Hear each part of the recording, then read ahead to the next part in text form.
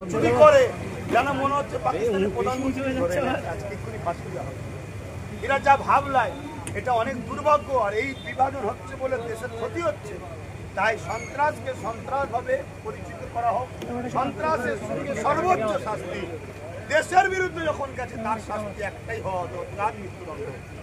যারা এই কাজ করছে, যদি সত্যিই দেশের প্রধানমন্ত্রী দেশের দরদি হয়, দেশের স্বরাষ্ট্রমন্ত্রী দেশের দরদি হয়, তাদেরকে জেলের মধ্যে ভরে ভারতীয় গরিবদের, ভারতবাসী ট্যাক্সের টাকা খাইয়ে মুটানা করে ওদেরকে ছড়িয়ে দেওয়া হবে।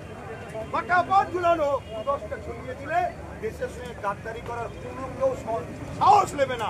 কেউ সাহস নেবার আগে নিজে আত্মহত্যা করে মরে যাবে। দরকার নেই বাবা, মরে যাই নিজে, দেশের সঙ্গে গাদ্দারি করে।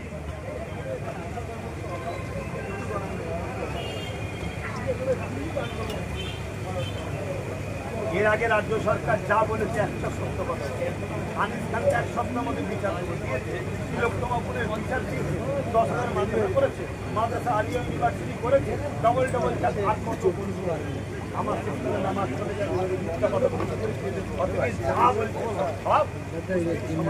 বানাবে বলে ইমামদের ডেকে একটা মিটিং করে সেটিং করার চেষ্টা করেছিল। তবে ধন্যবাদ জানাই, একটা বড় অংশের ইমাম কিন্তু বুঝতে পেরে গেছে। তাই যাই রে লাস্টে কি করবে, প্রশাসনের লোকেরা হাফ প্যান্ট করা ইমাম গলায় কি বলে আমার হিন্দু ভাইদের যেটা জিনিস আছে সেটা খালি ছোট করছে, তার পছন্দ ইমাম তো পড়ে না, তাদেরকে ঢুকাচ্ছে, তাদের মহিলা ইমাম দেখলাম। এইসব দিয়ে কোনো রকম ম্যানেজ করতে চাইছে।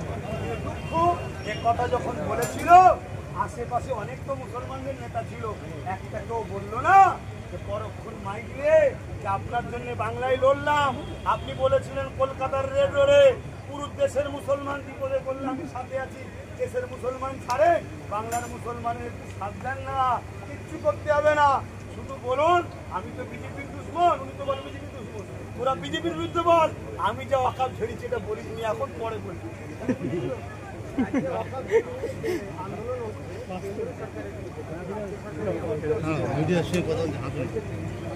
এই তো ওয়াকাফ কালা কানুনের বিরুদ্ধে কিছু আইন আছে, তার মধ্যে একটা আইন হচ্ছে 12 বছর কেউ যদি ওয়াকাফ দখল করে থাকে, এতদিন ছিল ওটা তার হবে না, যখন ওয়াকাফ বোর্ড চাইবে উচ্ছেদ করে দিতে পারবে।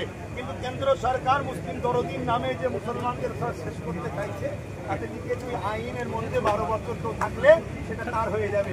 রাজ্য সরকার অলরেডি 75,000 বিঘে জায়গা দখল করে রেখেছে, রাজ্য সরকার 13 বছর সেটা দখল করে রেখেছে, চাইছে আইন লাগু হলে 75,000 বিঘে মুসলমানদের মসজিদ মাদ্রাসা কবরস্থানের জায়গা আমার, বিজেপিও খাবে আমিও খাবো, মিলেমিশে আছি, এটা হতে পারে। আর না হয় তিনার ও তিনার ভাইপোর জেল বাঁচাবার জন্য হয়তো ওপর থেকে বলেছেন আমার আইনটা যেন বাংলায় লাগু হয়, আন্দোলন না করতে পারে, যদি তুই না রুকিস তাহলে পাঠাবি, সেটা উনি আরো ভালো করতে পারবে। যে আপনার এত কষ্ট হচ্ছে কেন, বাংলায় একটা ওয়াকাফ নিয়ে আন্দোলন হচ্ছিল, তারপরে মুখ্যমন্ত্রী মমতা বন্দ্যোপাধ্যায় রাখতে হবে না, তারপরে আমরা দেখলাম যে আন্দোলন সঙ্গে আমি তাহলে ভাবছে যে মুসলিম ভোটটা আমার আজকে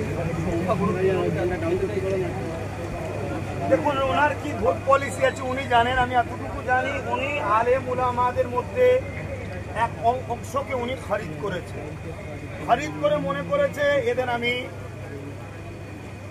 কি বলি ভাষাই বলি হয়তো আল্লাহ রসুলের থেকে বড় কিছু।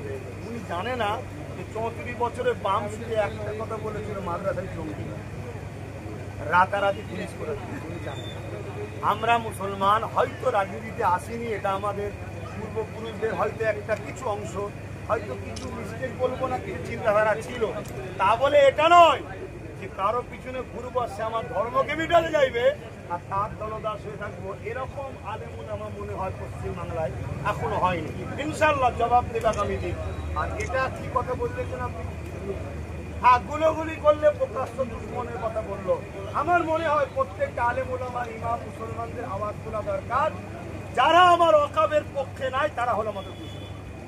তাদের রাজ্য সরকার যদি মনে করে ওয়াকাফের পক্ষে থাকবো না তাহলে দুশ্মন, আর যদি বলে থাকবো আন্দোলন করতে দেবো না, এটা হলো সম্পূর্ণ ভণ্ডমি করছে, নাটক।